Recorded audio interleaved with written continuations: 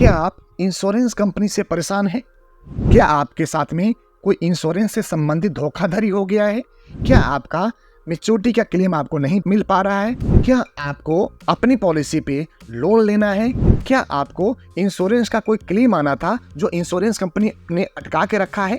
तो दोस्तों आइए हम आपको विस्तार से बताते हैं कि अगर आप इंश्योरेंस कंपनी से किसी भी तरह से परेशानी में हैं तो आप इसका समाधान कैसे ले सकते हैं, कैसे ढूंढ सकते हैं, कैसे इसका निवारण कर सकते हैं। तो मित्रों आइए चर्चा की शुरुआत करते हैं। मेरा नाम नंद किशोर तिवारी है, मैं दिल्ली में रहता हूं। मैं पिछले 24 साल से ज्यादा समय से इंश्योरेंस और इन्वेस्टमेंट की इंडस्ट्री में काम कर रहा हूं। लाखों परिवार को अब तक हमने अपने द्वारा की गई पॉलिसी से प्रोटेक्ट किया हूं और हजारों क्लेम दिलाने का मुझे सौभाग्य प्राप्त हुआ है। इस आधार पे मैं अपना अनुभव आपसे साझा कर रहा हूं और वीडियो के लास्ट में मैं आपको इसका एक संपूर्ण समाधान बताऊंगा जो आपके लिए श्रेष्ठकर साबित होगा। तो दोस्तों आइए चर्चा की शुरुआत करते हैं। सबसे पहले कई बार बीमा पॉलिसी लेने के चक्कर में लोग धोखाधड़ी के शिकार हो जाते हैं।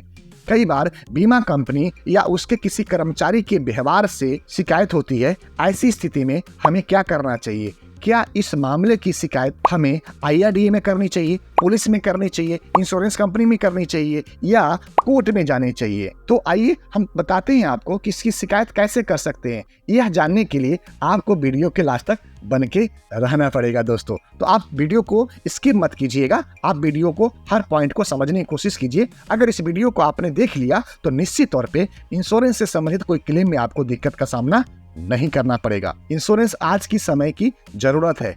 किसी भी आपात स्थिति, खासकर आर्थिक संकट के समय इंश्योरेंस एक मजबूत आधार बनकर साथ निभाता है। यही वजह है कि आजकल हर कोई term insurance, life insurance, health insurance, motor insurance, office insurance, shop insurance वगैरह अपनी जरूरत के हिसाब से बीमा पॉलिसी लेते हैं। लेकिन कई बार बीमा पॉलिसी लेने के चक्कर में लोग धोखाधड़ी के शिकार हो जाते हैं। कई बार बीमा कंपनी या उसके किसी कर्मचारी के व्यवहार से शिकायत होती है, उसके विचार से शिकायत होती है। ऐसी स्थिति में हमें क्या करना चाहिए?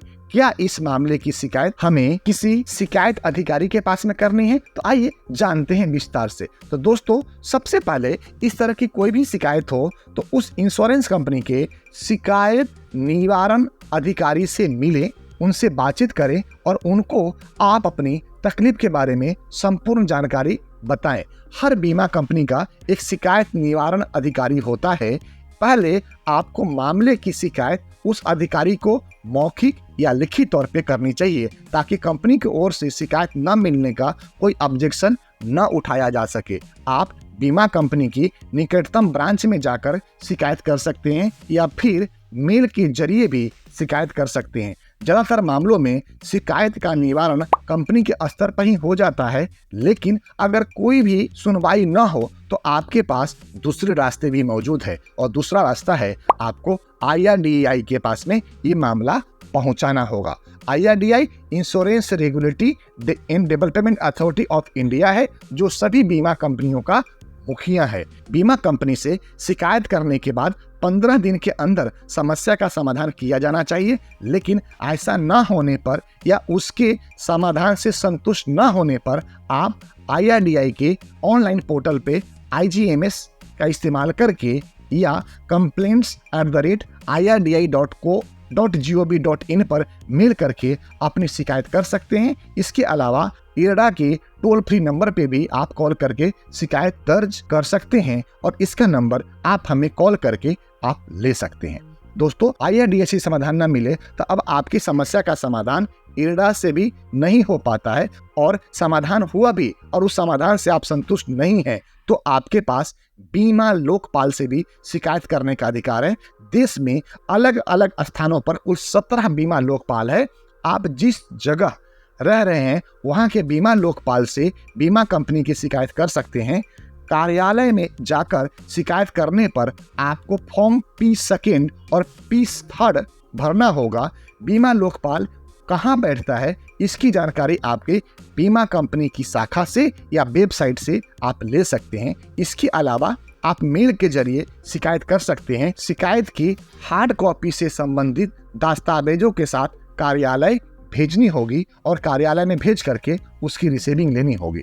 दोस्तों, ये 3 प्रक्रिया है जिसके द्वारा आप अपने द्वारा किसी भी इंश्योरेंस क्लेम को ले सकते हैं। और यहाँ पे आप विश्वास रख सकते हैं कि बीमा लोकपाल का जो निर्णय होगा वो इंश्योरेंस कंपनी के साथ में आपके लिए भी श्रेष्ठकर होगा, क्योंकि बीमा लोकपाल का जो निर्णय होता है वो हमेशा एक मध्यस्थता के तौर पे होता है, जिसमें आपके लॉस का कंपनसेशन हो जाए और इंश्योरेंस कंपनी को अनर्गल या फालतू का खर्च भी आपको न देना पड़े, इससे बच जाए। और अगर यहाँ से भी समाधान नहीं होता है तो आपसे निवेदन है कि आप स्क्रीन पे आ रहे नंबर पे आप कॉल करें।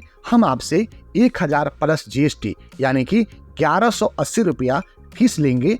फीस लेकर के हम आपके केस को समझेंगे, केस को देखेंगे, केस को स्टडी करेंगे और जो भी हमारी लीगल टीम होगी आगे की सारा केस, फाइल, पेपर, डॉक्यूमेंट और आपसे एक MOU करा लेगी। MOU मेमोरेंडम ऑफ अंडरस्टैंडिंग आपसे साइन करा लेगी और उसके बाद में इस केस को हमारी शिकायत सेवा अधिकारी ले लेंगे और आगे की जो भी कानूनी, लीगल या कोर्ट की प्रक्रिया होगी हमारे और हमारे ऑर्गेनाइजेशन और हमारे लीगल एडवाइजरी कंपनी के द्वारा आपको सुविधा प्रदान करी जाएगी। और उसमें जो भी आपको अमाउंट रिसीव होगा इंश्योरेंस कंपनी के द्वारा उसमें 20% आपको एज ए एक्सपेंस के तौर पे हमारी कंपनी को पे करनी पड़ेगी और बाकी का अमाउंट आपका रहेगा। तो मित्रों, अगर ये आपको वीडियो श्रेष्ठकर लगा है, अच्छा लगा है, बेहतर लगा है तो आप अपने विचार कमेंट सेक्शन में जरूर दें। और आपके किसी दोस्त, मित्र, सखा, संबंधी या रिलेटिव के साथ में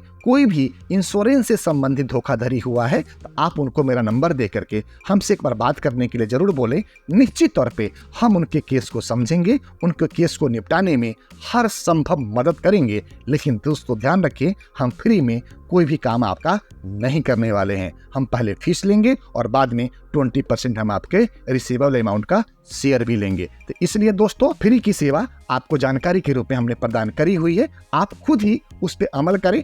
थोड़ा समय लगेगा, थोड़ा मेहनत करना पड़ेगा और उसके बाद आपको सफलता जरूर मिलेगी। दोस्तों, अगर आपने इस वीडियो में कोई हमारे द्वारा कटु शब्द समझ में आया हो तो उसके लिए हम क्षमा याचना करते हैं, क्योंकि हमारा मकसद सत्य आप तक लाना होता है, सत्य समझाना होता है, सत्य से अवगत और परिचय कराना होता है। अंधेरे में जीने से कोई फायदा नहीं है। दोस्तों, इसी के साथ आपसे निवेदन कि आप हमारे चैनल पे अगर पहली बार आए हैं तो चैनल को सब्सक्राइब करते हुए बेल बटन को जरूर हिट कर दें, जिससे आगे आने वाला सभी वीडियो सबसे पहले आपको प्राप्त हो। दोस्तों, इसी के साथ आपसे आज्ञा लेते हैं। जय हिंद, भारत माता की जय।